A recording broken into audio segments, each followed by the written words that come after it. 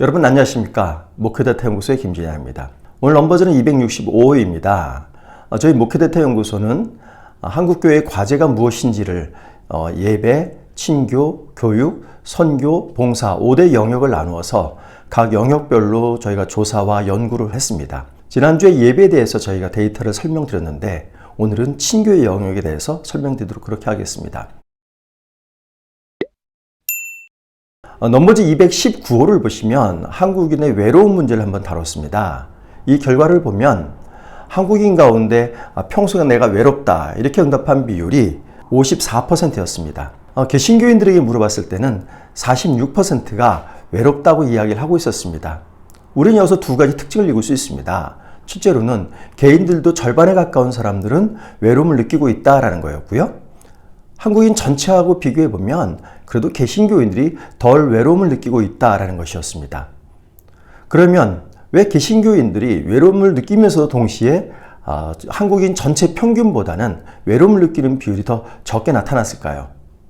그건 다음 그래프를 보시면 이해할 수 있습니다.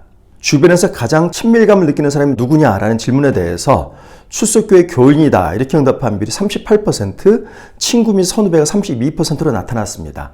그러니까 일반인들과 달리 교회를 다니지 않는 사람들과 달리 교회를 다니는 사람들은 출석교회 교인들에게서 굉장히 친밀감을 느끼는 거죠. 그렇기 때문에 일반인 비기독교인들보다 한국민 전체의 평균보다 외로움을 느끼는 비율이 적은 것으로 이렇게 저희가 이해할 수 있겠습니다. 우리는 교회 안에서 다른 성도들과 함께 친교하는 것을 강조합니다.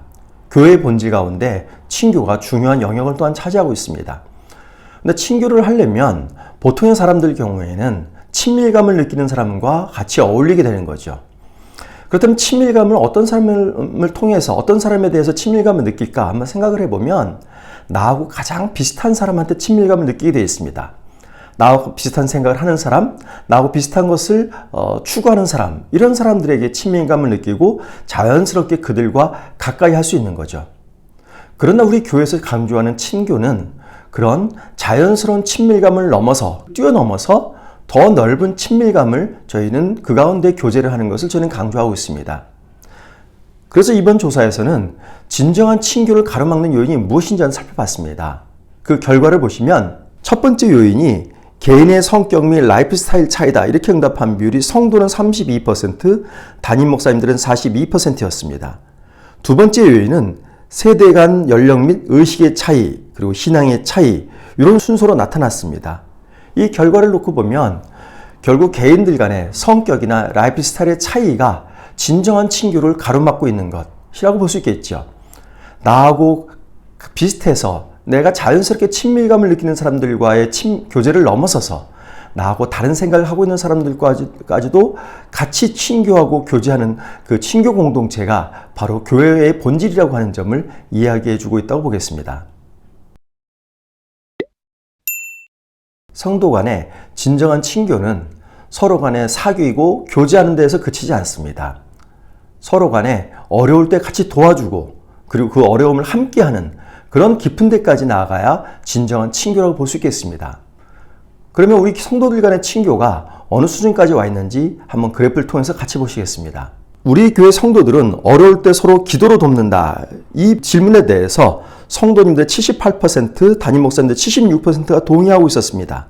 하지만 우리 교회 성도들은 서로의 형편과 어려움에 대해 잘 알고 있다에 대해서는 성도님들의 51%만이 동의하고 있었고요. 우리 교회 성도들은 어려울 때 기꺼이 서로 구체적인 도움을 준다.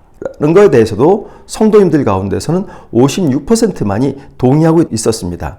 그러니까 이 결과는 우리 성도님들이 서로의 구체적인 속사정에 대해서 좀 더 깊은 관심을 가지고 또 구체적인 도움을 주는 데까지 나아가야 되는 그 과제를 우리가 안고 있다 이렇게 볼 수 있겠습니다.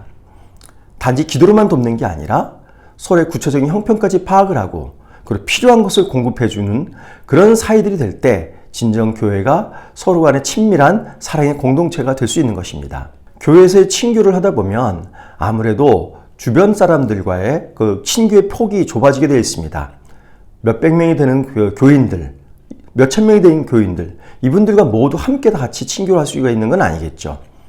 그래서 교회 안에서도 진정한 친교 공동체로서 자리 잡고 있는 것이 바로 소그룹입니다. 교회에서의 소그룹은 다양한 종류가 있습니다. 기본적으로 구역이나 속회, 다락방, 셀 이런 신앙 소그룹이 있는 반면에 또 어떤 교회들은 서로가 같은 취미를 즐기는 운동이나 취미 그런 소그룹들도 존재하고 있습니다. 그럼 이 소그룹 가운데 어느 소그룹이 더 큰 친밀감을 느끼고 있고 어떤 친교와 교제의 그런 공동체가 되고 있는지 한번 보시겠습니다. 소그룹이 있는 교회 성도들이 참여하는 소그룹이 무엇이냐라는 질문에 대해서 신앙 소그룹에 참여한다는 비율이 65%, 비슷한 연령대의 친교 모임에 참여한다는 비율이 58%, 사회봉사 활동 모임 소그룹에 참여한다는 51%입니다. 이 데이터를 보면 신앙 소그룹, 바로 이런 신앙 소그룹이 단지 신앙 활동만 같이 하는 게 아니라 이 안에서 성도 간의 친밀한 교제와 친밀한 사귐들이 이 가운데 이루어지고 있는 것입니다. 그래서 교회는 신앙 소그룹을 성도들 간의 친교의 기본 조직으로 삼아서 이 안에서 좀 더 깊은 사귐들이 가질 수 있도록 교회가 적극적으로 도와야 될 그런 필요성이 있습니다. 신앙 소그룹이 진정한 친밀한 교제의 장이 되고 있는데 신앙 소그룹이 갖고 있는 여러 가지 소그룹의 목적이 있을 것입니다. 성도님들은 신앙 소그룹의 목적에 대해서 어떻게 생각하는지 한번 살펴봤습니다. 신앙 소그룹의 가장 일반적인 목적이 무엇이냐에 대해서는 1등으로 나온 것이 신앙 양육과 성숙이었습니다. 35.5%의 성도님이 응답을 했고요. 2위로 나온 목적이 사랑의 공동체 형성이었고 3위가 삶의 나눔 18.3%였습니다. 그런데 소그룹 가운데서 좀 더 활발하게 움직이는 그런 소그룹을 놓고서 그 소그룹에 속한 성도들이 소그룹에 대해서 어떻게 생각하는지 물어봤을 때는 가장 첫 번째로 나온 소그룹의 목적이 삶의 나눔이었습니다. 36.5%의 성도님들이 응답한 거죠. 그러니까 소그룹의 일반적인 목적의 3위였던 것이 소그룹이 잘 운영되는 그룹의 소그룹에서의 구성원들은 바로 삶의 나눔을 가장 큰 공동체에서 소그룹의 목적으로 생각하고 있는 것입니다. 두 번째는 사랑의 공동체 형성이었고요. 신앙 양육과 성숙은 19.5%로 3위였습니다. 일반적인 목적에서 1위였던 신앙 양육과 성숙이 잘 운영되는 소그룹에서는 3위 목적으로 낮아진 겁니다. 이렇게 본다면 우리가 소그룹을 운영함에 있어서 소그룹에 가서 가장 치중해야 될 것은 성경 공부나 예배, 기도가 아니라 그 전에 서로를 오픈하고 서로의 삶을 나누는 이 활동이 가장 필요한 것이고 그 바탕 위에서 사랑의 공동체가 형성이 되고 그러므로 말미암아 서로 간의 신앙까지도 서로 독려해주는, 격려해주는 그런 모임으로 나아갈 수 있다는 것을 이 데이터는 보여주고 있는 것입니다. 교회에서의 친교는 자기 교회, 개교 내에서의 성도들 간의 친교뿐만 아니라 한국교회 전체의 친교, 다시 말씀드리면 한국교회가 자기 교회 중심적인 생각을 벗어나서 한국교회 전체를 생각하는 이런 공교회성으로까지 확대되어야 됩니다. 그렇다면 이 공교회성의 문제에 대해서 교회가 개교회로 존재하는 것이 아니라 하나의 교회, 공교회로 존재한다고 하는 것에 대해서 성도님들은 어떻게 생각하는지 한번 보시겠습니다. 공교회라는 용어를 알고 있느냐에 대해서 성도님들 가운데 안다고 응답한 비율은 33%밖에 되지 않고요. 모른다는 비율은 67%나 됩니다. 그러니까 성도님들의 3분의 1은 공교회라는 단어조차도 모르고 있는 거죠. 담임 목사님들 가운데서는 교회의 공교회적 역할의 중요성에 대해서 92%가 동의하고 있는데 비해서 성도님들은 46%만 동의하고 있는 겁니다. 그만큼 공교회라는 단어도 잘 모르고 있고 그리고 공교회가 왜 중요한지도 성도님들은 잘 모르고 있다는 겁니다. 이런 점을 보면 목사님들께서는 성도님들에게 친교, 교제의 범위를 각 개별 교회, 개교회 내에서만 보는 것이 아니라 한국 전체를 같은 교회로 보고 같은 교회 구성원으로 보는 이런 공교회에 대한 의식이 가질 수 있도록 목사님들께서는 성도님들을 지도하실 그런 필요성이 있다고 보겠습니다. 이제 말씀을 정리하겠습니다. 교회는 사랑의 공동체입니다. 그리고 이 사랑의 공동체라는 점이 교회를 교회답게 하는 요소이고 교회를 세상의 다른 조직과 구분짓는 요소입니다. 진정한 사랑의 공동체가 되기 위해서는 우리가 가지고 있는 서로의 생각과 차이를 뛰어넘어서 하나의 공통된 가치를 지향할 때만 가능합니다. 서로의 다름을 극복하고 하나의 가치를 우리가 지향한다고 하는 것은 교회가 하나님 나라를 지향한다는 점에 초점이 모아져야 된다고 생각합니다.